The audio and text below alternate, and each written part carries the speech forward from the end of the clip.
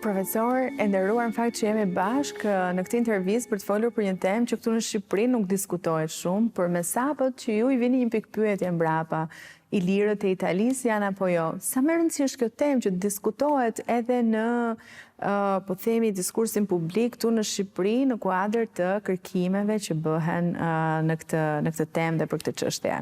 Donc j'ai été très heureux de répondre à l'invitation. Jam shumë i lumtur të përgjigjem ftesës së Institutit të Arkeologjisë pranë Qendrës së Studimeve Albanologjike në Tiranë për të qenë pjesë e një konference, e cila synon të shpalosë shkencërisht lidhjen mes mesapëve dhe ilirëve. Entre les Messapiens et les Illyriens. Donc c'était un essai de mise au point. A janë mesapët ilirët e Italisë? Është një pyetje e cila do e mos rrjedh prej fakteve që vijnë nga gërmime dhe studime, të cilat ne i kemi në dispozicion aktualisht. Përse kemi shtruar ne këtë pyetje? Atë të lidhjes së mesapëve dhe ilirëve. Gjykoj se kjo është një çështje shumë e rëndësishme në historiografinë shqiptare. Je pense que c'est important dans l'historiographie albanaise parce que është tradit në historiografinë e shqiptarëve të thotë se shqiptarët e sotëm janë pasardhës të ilirëve, sepse ne e dimë se në periudhën e antikitetit, ky rajon që sot është Shqipëri ishte i banuar nga fise, nga tribu, të cilat quheshin ilirë. L'Albanie était occupée par des tribus, donc qu'on appelle les Illyriens. Ndërkaq, ne dim gjithashtu se një numër jo i vogël i popullsisë nga këto treva kanë mbërritur në Italinë e Jugut, më specifikisht në rajonin që sot ne i quajmë Savento, dhe dikur kjo hapësirë është quajtur Mesapi. Dans la région qu'on appelle aujourd'hui le Salento et qui dans les sources anciennes s'appelle l'Aiapigi ou la Mesapët, Messapi. pra këtë popullsi të vendosur në këtë rajon, ne i njohim fal të dhënave arkeologjike, të cilat janë shumë të rëndësishme. Por më shumë se kaq, i njohim dhe përmes shkrimeve. Nga gjurmët arkeologjike, në këtë hapësirë të rëndësishme arkeologjike në Itali, ne kemi gjetur disa qindra shkrime në këtë gjuhë, të cilën e kemi quajtur gjuha e mesapëve. On les connaît grâce à l'archéologie, mais surtout par des inscriptions. On a retrouvé. Pyetja themelore që shtrohet në këtë moment dhe që duhet të marrë një përgjigje është që ne të dimë sot nëse mesapët kanë qenë ilirë. Le Messapien. Et la question. Siç mund të kuptohet, kjo është shumë e rëndësishme nëse do të arrijmë të përgjigjemi në formë përfundimtare kësaj pyetje, sepse nëse mesapët janë ilirë, ky do të jetë shembulli i vetëm i gjetur deri tani i gjuhës së shkruar të ilirishtes, sepse në hapësirën që njihet si iliri, ne nuk kemi asnjë shkrim të gjetur nga gërmimet. Parce qu'en Illyrie, on n'a aucune inscription en illyrien. Po në fakt sa afër jeni mbase këtij zbulimi, pra në ç'pik janë studimet tuaja në këtë moment për të shkuar drejt një përgjigje të kësaj përgjigje që ju tha? It's difficult. There was a big science, il y avait un très grand. Ka pasur dhe vazhdon të ketë një debat shumë të madh shkencor mes specialistëve të disiplinave të ndryshme për të afirmuar nëse mesapët kanë qenë ilirë. Sot, mendoj se të gjithë specialistët që kanë punuar në këtë çështje janë dakord për të pranuar se mesapët janë efektivisht ilirë. Sont d'accord pour admettre que le Messapien est effectivement de l'illyrien. Donc c'est un grand progrès. Kjo është një progres i madh që është bërë në këtë drejtim, sidomos nga lingvistët, të cilët kanë arritur të pranojnë pas shumë studimeve se vërtet mesapët janë ilirë. Kjo është një pikë vërtet shumë e rëndësishme. De l'illyrien. Donc ça c'est un point très important. La deuxième étape maintenant Faza e dytë, në të cilën jemi aktualisht dhe që është një koleg nga Kosova, i cili është doemos shumë i interesuar për këtë çështje dhe që është duke punuar për të provuar tezën nëse shqipja rrjedh nga ilirishtja, duke mbajtur parasysh zbulimet e shkrimeve në Mesapinë antike. Vient bien directement de l'illyrien. Puisque vous savez que l'albanais est une langue unique actuellement en Europe. Ne dim se shqipja është një gjuhë unike sot në Evropë. Ajo është një gjuhë evropiane, të cilën nuk mund ta krahasojmë me ndonjë gjuhë tjetër në Evropë. Frëngjishten mund ta krahasojmë me italishten apo spanjishten, holandishten me gjermanishten, ndërsa shqipen nuk e krahasojmë dot me asnjë gjuhë tjetër të kontinentit dhe që i përket të njëjtës familje gjuhësore. Qui appartient à la même famille que l'albanais. Et donc, une hypothèse un peu nationaliste, mais c'est normal. Një hipotezë pak nacionaliste, por që është normale për Shqipërinë është se shqipja është një gjuhë unike në qendër të Evropës, sepse ajo rrjedh direkt nga ilirishtja. Tani ne kemi mbritur në këtë stad për të provuar nëse kjo është e vërtetë. Kështu, nëse sot shkenca pranon se mesapët janë ilirët e Italisë së Jugut, mund të nisim të studiojmë gjuhën e mesapëve dhe të kemi një përgjigje nëse gjuha shqipe vërtet rrjet nga ilirishtja. Kjo është faza e dytë dhe shumë e rëndësishme, në të cilën gjenden kërkimet aktualisht. Que l'on peut commencer à aborder maintenant. Në fakt, janë zhvillime shumë të rëndësishme për vërtetës për historinë e kulturës edhe të gjuhës pa diskutim shqipet, prej ardhjes tonë. Mendoni që do të ketë një debat të madh në këtë pikë, sepse mbase jo të gjithë mund të jenë dakord?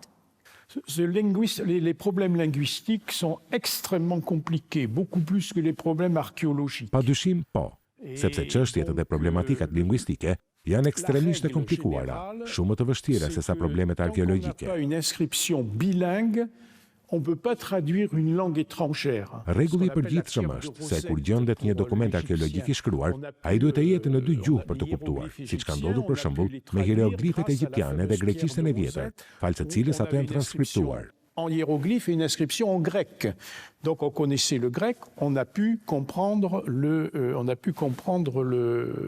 hiéroglyphe égyptien. Në këtë pikë, problemi është shumë i madh, pasi në këtë rast nuk kemi të bëjmë me shkrime në dy gjuhë.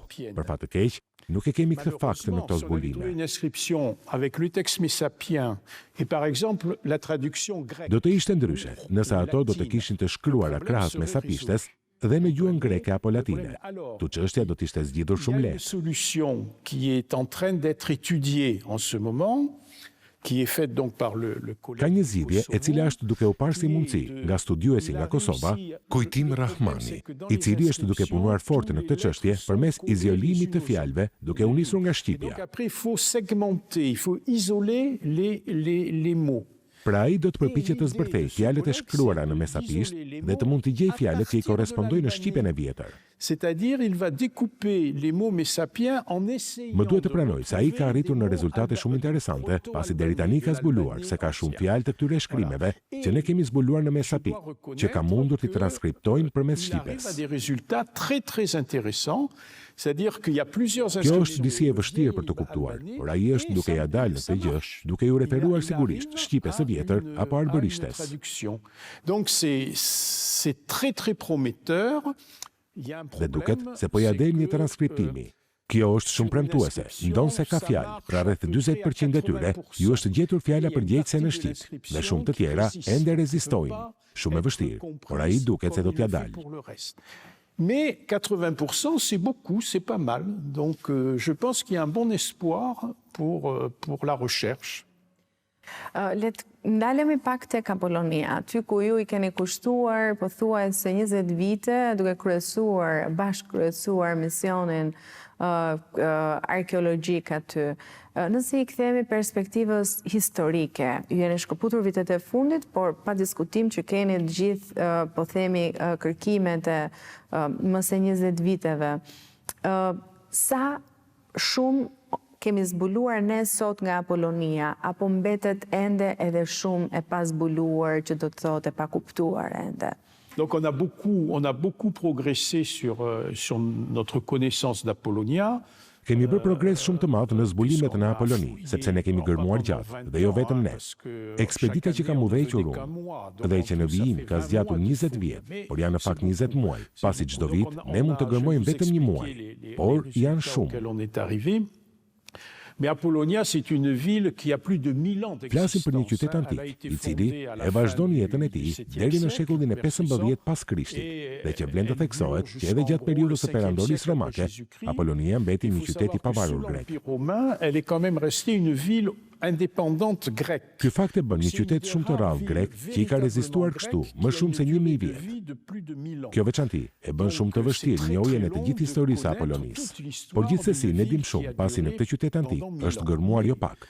Dhe ne kemi pasur qëllim që gërmimet dhe studimet të shkojnë në dy drejtime kryesore. Deux domaines, d'abord l'urbanisme. Comment la ville Së pari, urbanizimi, si ishte i organizuar ky qytet, si koloni greke, si ishin të ndërtuara rrugët, si ishin vendosur shtëpit, apo si ishin në raport me të gjitha këto, mjediset publike, agora, nekropoli, pra i gjithë organizimi i qytetit. L'organisation de la ville. On la connaît bien et on l'a découverte.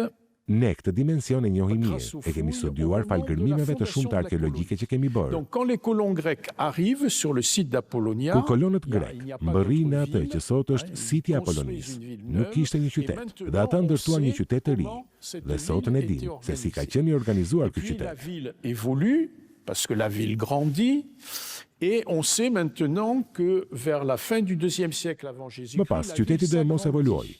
Pasi qyteti nisi të rritej, dhe ne dim sot se në fundin e shekullit të dytë, para Krishtit, qyteti mori të tjera për masa, u rrit shumë. Në këtë pikë, ka një tjetër formë të organizimit urban që nuk e përjashton organizimin urban të tij, që ne e quajmë qyteti i vjetër apo qyteti i momentit të fillimit të tij. Et donc maintenant on connaît très bien l'organisation urbaine de la ville au moment Edhe de në sa këtë pikë, fondation. ne dim shumë mirë organizimin urban të qytetit në momentin e themelimit, dhe bëhet fjalë për periudhën arkaike, por edhe se si u rrit qyteti, si u organizua në fundin e epokës helenistike. Bëhet fjalë për dy sisteme urbanistike, të cilat janë të ndryshme. Kjo është shumë e rëndësishme. Së dyti, dhe që gjithashtu është pikë me rëndësi, falë gërmimeve, ne sot njohim shumë mirë të gjithë materialin qeramik, që do të thotë atë material i cili është prodhuar në Apolloni. Këto të dhëna do e mos që i kemi prej epokës arkaike deri në epokën romane. Dhe për këtë kemi publikime, një kolan e cila na tregon ansamblin tërësor të prodhimeve të qeramikës në Apolloni, prej shekullit të 17 përpara Krishtit deri në shekullin e 15 pas Krishtit. To janë padyshim rezultate të rëndësishme. Donc ça c'est vraiment des résultats tout à fait. Së treti, çfarë mbetet për të bërë? Programi ynë i ri është mbi fortifikimet. Do të studiojmë fortifikimet, muret mbrojtëse të qytetit antik. Më pas do të ndalemi patjetër tek nekropoli, ose thënë ndryshe, bota e të vdekurve. Patjetër që dhe kjo është pjesërisht e njohur, por me rastin e ndërtimit të hapësirës së re të parkingut të parkut arkeologjik, ne kemi zbuluar të dhëna të tjera shumë të rëndësishme për këtë botën e të vdekurve, nekropolin. Kjo mbetet ende për të zbuluar dhe do e mos për të studiuar. Çfarë tjetër? Duhet të themi se ne ende nuk e njohim të gjithë qytetin. Do e mos njohim shumë, por ka ende pjesë të këtij qyteti të cilat nuk njihen, dhe do e mos që kjo do të mbetet për të zbuluar dhe them me bindje se nëse gërmohet sistematikisht, ende në Apolloni ka një program gërmimi dhe studimi për të paktën 4 gjenerata të tjera arkeologësh. 3 ou 4 générations encore. Po ndërkaq, pa diskutim që kërkimet do të zgjasin, sepse bëhet fjalë për një qytet shumë të madh dhe sigurisht kërkimet një mujore nuk mjaftojnë, po nga ana tjetër të gjitha këto gjetje arkeologjike, të këtyre misioneve arkeologjike që kanë qenë prezente në Apolloni, kur do të mund të botohen që ti kemi në dorë praktikisht gjetjet tuaja, rezultatet edhe historikun praktikisht të Apollonisë? On fait tous les ans, on publie les résultats des fouilles. Donc chaque année, çdo vit, në fund të përfundimit të gërmimeve të atij viti, është procedurë që ne hartojmë dhe rezultatet e gërmimit. Çdo vit, çdo mision bën një përmbledhje në të cilën jepet thelbi i gjetjeve. Alors c'est des revues un peu spécialisées, c'est publié en français. Këto publikohen rregullisht në frëngjisht në buletinet shkencore të Shkollës Franceze të Athinës dhe Shkollës Franceze të Romës, sepse gërmimet arkeologjike në Apolloni janë një bashkëpunim i ngushtë mes Institutit të Arkeologjisë në Tiranë dhe këtyre dy shkollave francize, të Romës dhe Athinës. C'était des fouilles en convention avec l'Institut archéologique de Tirana et les écoles françaises de Rome et d'Athènes. Praktikisht, për publikun e gjerë, këto rezultate nuk janë shumë të lehta për t'u aksesuar. Por ato ekzistojnë gjithsesi, për ata që janë më të interesuar. Donne le résumé des principaux résultats des fouilles. Së dyti, ne kemi publikuar ndërkaq një tjetër material të sintetizuar. Bëhet fjalë për atlasin historik dhe arkeologjik të Apollonisë, shumë voluminoz, në të cilin gjithashtu gjenden të dhënat. S'appelle l'Atlas historique et archéologique d'Apollonia, donc c'est un volume de 150 Dhe ky është vetëm në frëngjisht, por një atlas shumë i mirë që ndihmon këdo për të mësuar se çfarë është qyteti i Apollonisë, historikun e gërmimeve aty dhe gjithçka tjetër. Uniquement français. Et là, on peut prendre connaissance de ce qu'est la ville d'Apollonia, l'historique des. Edhe aktualisht janë disa botime që do të publikohen. Një ndër to është teza e një studenti i cili na sjell qytetin e epokës romake. Dhe në këtë botim do të gjendet një përmbledhje e mirë e ceramikës në këtë periudhë. Sur les productions de céramique à l'époque romaine, donc on va dire du 1er au 5e Por dhe një tjetër koleg, që është drejtuesi i misionit, është duke punuar për publikimin e kërkimeve që lidhen me epokën arkaike. Edhe unë aktualisht do të jem për pak në Apoloni, për të sqaruar disa detaje të vogla për një tjetër botim që lidhet me ndërtesën me mozaik në qytet, por për herë ka botime të cilat bëhen në bashkëpunim me dy shkollat franceze dhe Institutin e Arkeologjisë dhe bëhet fjalë për disa volume. I pari ka dalë, i dyti dhe i treti janë duke dalë, ndërsa për të katërtin duhet pritur 3 apo 4 vite. Jusqu'à donc 1 est déjà publié, 2 va sortir, ensuite 3 aussi va bientôt sortir, et pour 4 il faudra attendre 2 ou 3 ans. Profesor, në fakt, pyetja e fundit, ju gjatë bisedës që patëm bashkë përmendët më shumë se një student. Pra, duket sikur ju jeni shumë të fokusuar për te gjithë këtyre kërkimeve të orientoni të rinjt drejt kërkimeve që sigurisht janë pjesë e interesit tuaj. Do doja të jepnim një mesazh në këtë pyetje të fundit. Sa e rëndësishme është që profesionistë si ju të orientojnë të rinjt që ata të bëhen profesionistë të mirë në fusha ndryshme?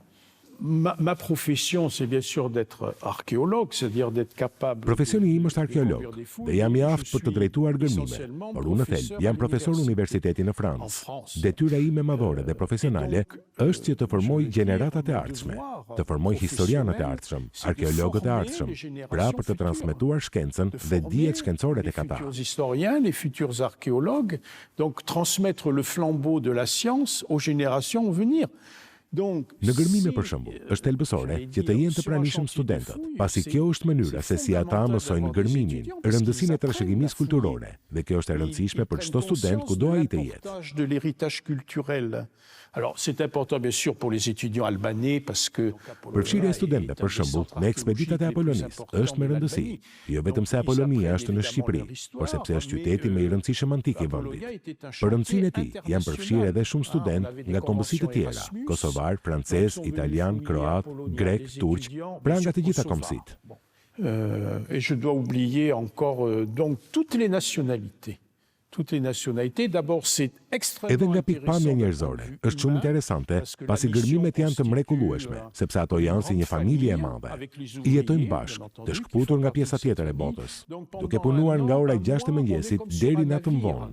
Dhe kjo është një aventurë humane e jashtëzakonshme që ta japin vetëm gërmimet. Është pasionante. Jusqu'à minuit le soir, donc il y a une formidable aventure humaine qui se forme. Et ça, c'est passionnant. Mais je répète, le but... Nga ana tjetër, për progresin e shkencës, në këtë mënyrë, ne vëmë gurin ton në këtë ndërtesën e madhe të gërmimeve. Në fund, për mua, formimi i studentëve është edhe më shumë i rëndësishëm dhe jam shumë i lumtur që këtu në Shqipëri ka shumë të rinj të cilët e kanë mësuar këtë profesion edhe në Francë, me mua apo me të tjerë profesorë. Ata sot janë frankofonë dhe kjo është shumë e rëndësishme. Edhe për frankofonin dhe ambasada e Francës në Shqipëri është shumë e ndjeshme në këtë aspekt duke dhënë shumë bursa. Gjenerata e re e studentëve në Kosovë janë gjithashtu në rrugë shumë të mirë në këtë drejtim dhe sot janë kërkues me rëndësi në Prishtinë dhe Tiranë. Ky është një gëzim shumë i madh të kuptojmë se ajo që kemi bërë ka dhënë këto rezultate. C'est une très grande joie de voir que ce qu'on a fait va servir pour le futur. Profesor, shumë nderuar që ishim bashkë. Shumë faleminderit për intervistë. Do të jemi sërish bashkë në pjesën e dytë me drejtoren e Institutit Arkeologjisë. Do të flasim sërish për arkeologjinë dhe për ekspeditat që do duhet nisin ky sezoni i tyre.